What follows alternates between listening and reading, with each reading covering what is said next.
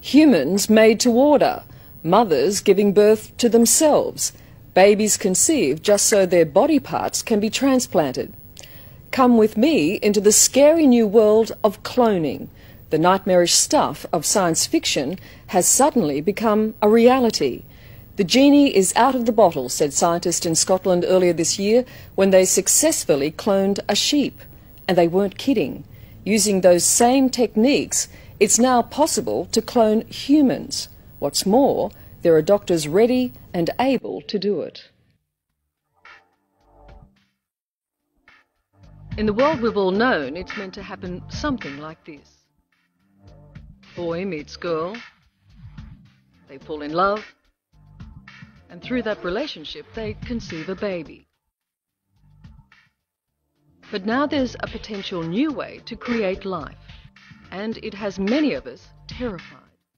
It's called human cloning. It will happen, and it will not be done for the best reasons. It will be done for all kinds of bizarre reasons, but be in no doubt that it will be done. I see it as just one more tool in the whole array of tools that we now have to help people have children. And I think that's a very, very important reason that cloning should be allowed. The battle has been joined even as the first cloned baby remains a glimmer in the eye of scientists. After all, what we're talking about doing is making exact replicas of ourselves. Strictly speaking, it would be legal to clone me, for example, tomorrow. And this is the place it's most likely to happen, a leading IVF clinic outside of New York. Behind those walls, there are people with the technology, the ability and the desire to genetically engineer human embryos, to be the first in the world to successfully clone a human being. There's no doubt that human beings will be cloned. Dr. Jacques Cohen, a leader in his field, simply needs the approval of his clinic's ethics committee to make history. So if I had the money, you had the permission, you could clone me tomorrow? Well, I wouldn't say tomorrow. It will take a year or two. We could clone you probably within 2 years. What you're seeing here is an actual cloning taking place at the research facility in Scotland that pioneered the technique. In theory, it's blindingly simple. Here, it's an animal. But just as easily, you can take a cell from a human. A scraping of skin will do. Then, get an egg from a female, remove the nucleus and fuse the two with a spark of electricity. And ta-da! You have an embryo. Implant the embryo in a woman, and 9 months later, you have a carbon copy of the person from whom the skin scraping was taken. What is wrong with me cloning me for a child? I feel sorry for your child. Your child is going to grow up with a tremendous emotional baggage of having to cope with you trying to live your life out again through her. I would feel sorry for a child like that. What happens to identity? What happens to personality? What happens to teenage rebellion when you're rebelling against yourself? When a parent says, you know, I can see you take after me. This is absolutely taking after. Looking at all aspects of gene technology, how we can take a gene from your body and put it into one of those goldfish. And make a very exciting goldfish. Well, Dr. Patrick Dixon, a bioethicist based in London, says human cloning is imminent, probably unstoppable, and most certainly wrong. It'll be done for spares, it'll be done on some ego trip, it'll be done for emotional reasons, it'll be done to offset some pathological grief mechanism that thinks that somehow we will be able to recover the identity just because we recover the genetic profile of someone. I can think of a number of cases where cloning would not just be acceptable, but the appropriate thing to do. In the race to be the first to clone a human, one of those barracking the loudest is Dr. Lee Silver, Professor of Molecular Biology at Princeton University in America. I think that the important thing to realize is that there's nothing synthetic about cloning. We're taking, the people who will clone will be taking living cells and converting them into embryos that will become people someday. It doesn't matter how they came about? No, I don't think so. As long as the process that brought them about didn't cause any harm to them. The possibility of cloning has been around for decades. Then, in February of this year, came the living proof it could be done. A lamb called Dolly was cloned in Scotland from the breast tissue of an adult sheep. Well, this is Dolly.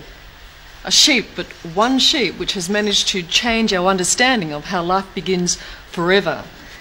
Little Dolly and many other species of animals cloned since, including monkeys, are powerful evidence that we humans can replicate ourselves.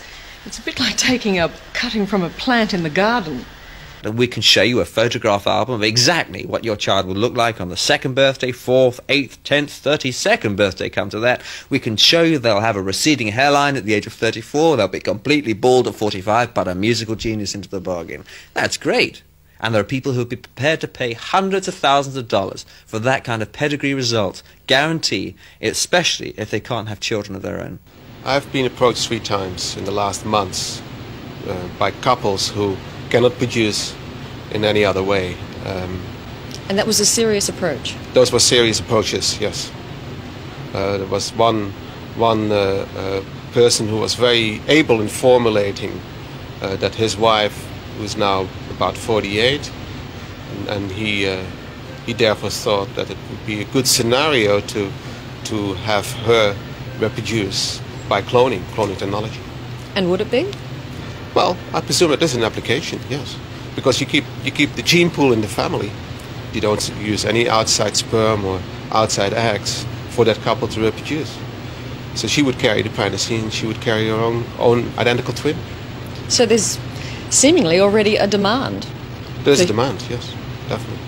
I think people should have the right to use their own genetic material in any way that they see fit to have their own children. That's the way they've been doing it for millions of years.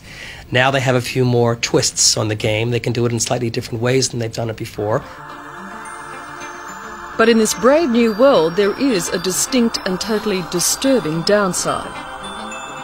Take a swab from the world's greatest racehorse, and presto, you have stables full of identical champions.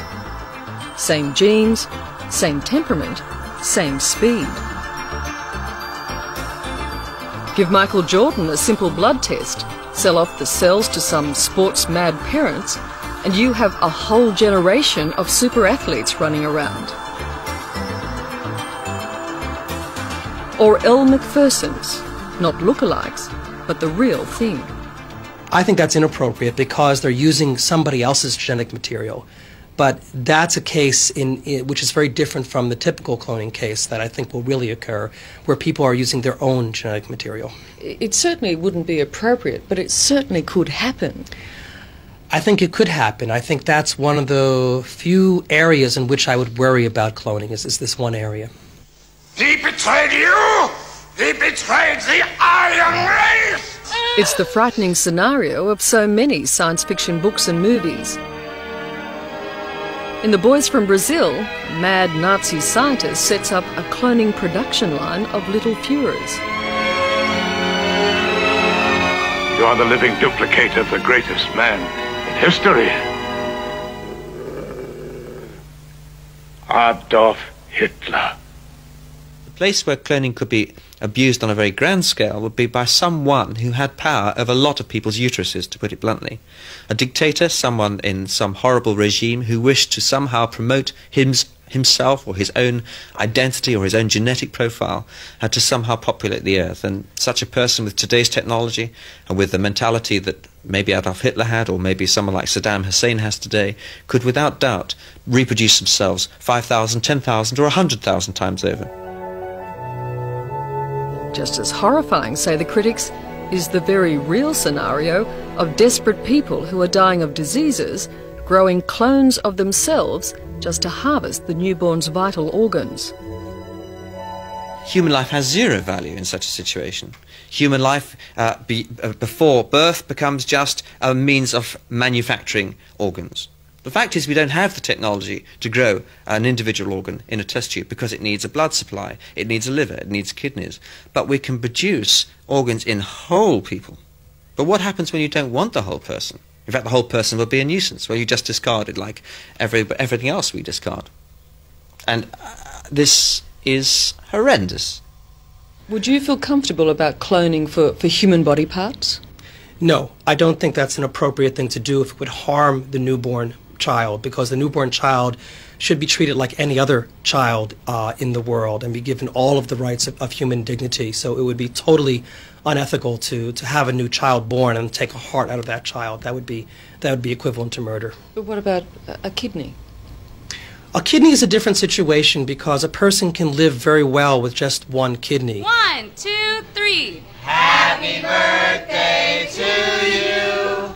Happy birthday to Marissa Ayala is a window on that frightening future of harvested humans. A child specifically brought into the world as a bone marrow donor for her dying sister. But I will beat it. I will. 8 years ago, as a schoolgirl, Anissa Ayala was farewelling classmates.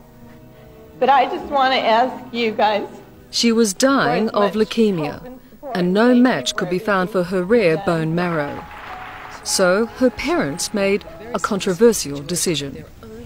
I did get pregnant specifically to see if she would be a match for Anissa. Yes, we did. We did do that.